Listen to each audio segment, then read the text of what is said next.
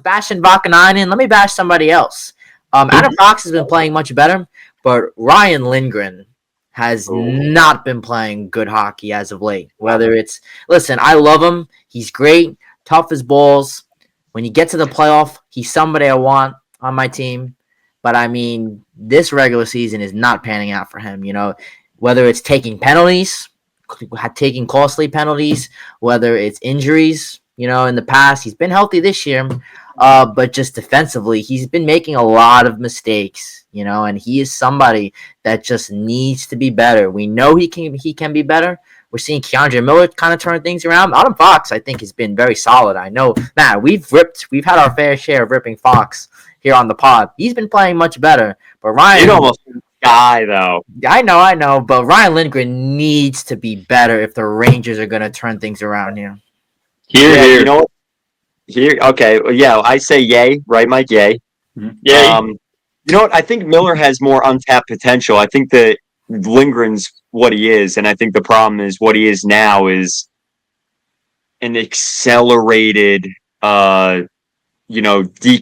decomposing, right? Like we saw it happen to Girardi and Stahl. The brand they played, it quickly caught up to them, but their prime was awesome, and I think it did last a little bit longer than Lindgren's. I think Lindgren, Brooks actually talked about this recently too. Like, I think the fans are being really hard on a player that gave it his all, right, in the past. Like, he's been extremely serviceable. And I really don't know if anyone anticipated for Ryan Lindgren to be this impactful in the NHL from the time he was drafted to even just a few seasons ago. But I also think, like J.T Miller, it's like he's huge. He's got the wingspan. When he starts scoring, you could see that potential. But the other thing that always concerns me about Miller is just I don't think he's an instinct defenseman, whereas I think Ryan Lindgren is an instinct defenseman. And then in turn, that concerns me more about Lindgren because it's like you're the guy that is stay at home, versus Miller, who was a star wide receiver in high school and like a forward in hockey, and then he was converted to defense at the national development program. So Mike, I don't know if you have much else to add about Lindy, but I do feel for him. I feel like he's getting dragged at this point. I agree. I think he is getting dragged. Does he deserve a lot of it? Yeah. But I also think, look, you had said Lindgren is kind of what he is, and Miller has a little bit more like to develop. Remember, they're basically the same age. Miller's what, 25? Lindgren's 26? Oh, that's a very good point.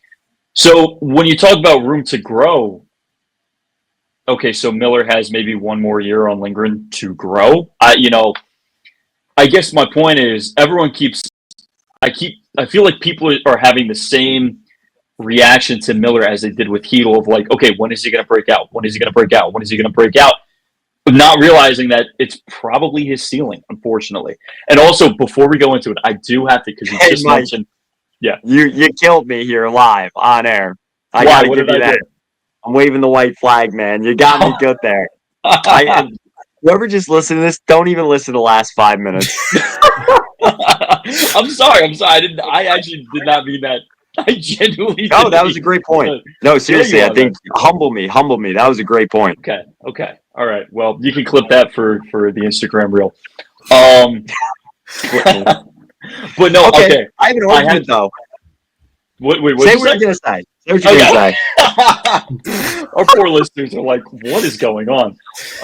Just real quick story, because you said most people didn't think that Ryan Lindgren was going to make the NHL. Well, back when I was a wee freshman at Penn State, is that freshman or sophomore? It was freshman year. In the Roar Zone at Pegula Ice Arena, Penn State and Minnesota had a massive war that year.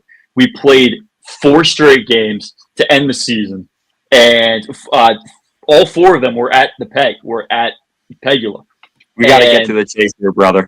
Okay, I'm sorry. There were fights all over the place, and Andrew Sturtz and Lindgren dropped the gloves, which is a big no-no in college hockey, and they were going at it. And as they were escorting Lindgren off the ice, I ran over and I yelled over the edge, "You're never making the show, bud!" And Ryan Lindgren cursed back at me. He proved me wrong. He made the NHL. So there's the story. That's my story with Ryan Lindgren. Lindgren, English. My interactions were great with Lindy, so I can't relate, at all.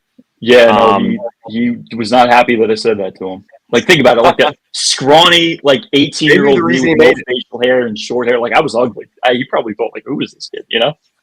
Butterfly effect.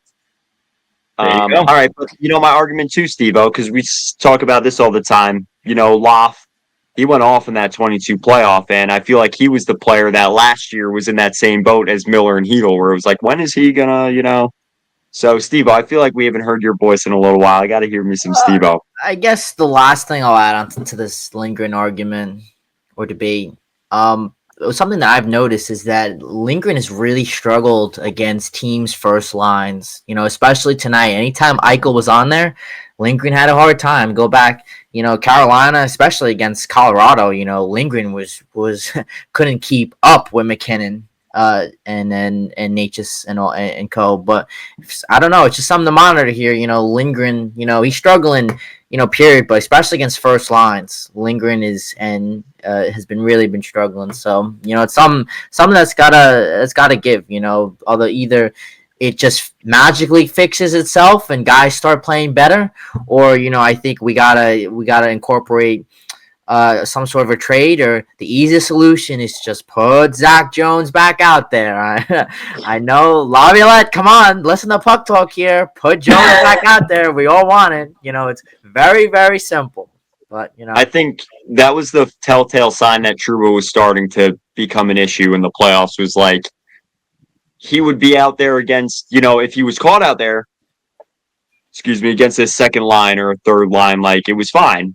But it felt like, the same thing with Zibanejad too. That's a really good point, Steve. Like, the telltale sign of when a player, like, you should start to consider things, I think, is when they're struggling against the talent that in their position in the lineup, they should be able to handle, right? Like Adam Fox, I don't worry if Fox is not going to handle Vegas first line, right? Like Eichel. But when Eichel scores 2 goals and Pasta scores 3 goals and you're on the ice for, 4 of those 6, that's a concern, where it's like, this is very on the nose now. This is not like just opinions or subjective. Yeah, it's true. It's something to monitor moving forward. Adam Fox has done a little bit of a better job. But again, Lindgren, it's something I've noticed is that, he's really been struggling against, teams' best. So then here's a question for you, Steve-O. Do you drop Lindgren down, so he's not playing against, the other team's best players? Chaz, you made the point, but I'll bring it back up again. At the trade deadline, do you try to get, a defenseman that could play with Adam Fox?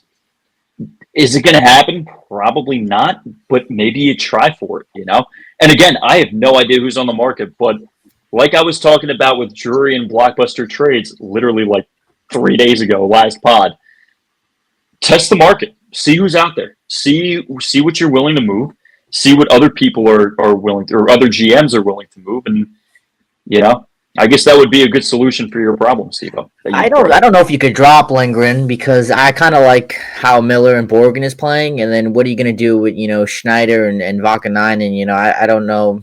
Will you drop Vakanainen and put Lindgren next to Schneider? Yeah. Let's put Vakanainen with Fox. That's a great idea. I love that idea. But I don't know. It's tough. I don't see. Mike, they're not even putting Jones back in the lineup, so I don't know if they're gonna move Lindgren around. But it's definitely something to watch. We'll say that. You know what? I'll say this too, Mike. To your point about, I feel like we keep circling the waters on this. So to go right for the kill, I think for sure he's got a little Ari Grande in him. Like, if he wants it, he gets it. I want it. I got it. Oh my God! I can't believe you just said that. Yes, I did just say that. I think he's got. I think Chris Drury. We've seen it time and time. I keep saying time and time again tonight too. By the way, when he wants something, he gets it. And I think that if it's not the trade deadline, it'll be over the summer. He's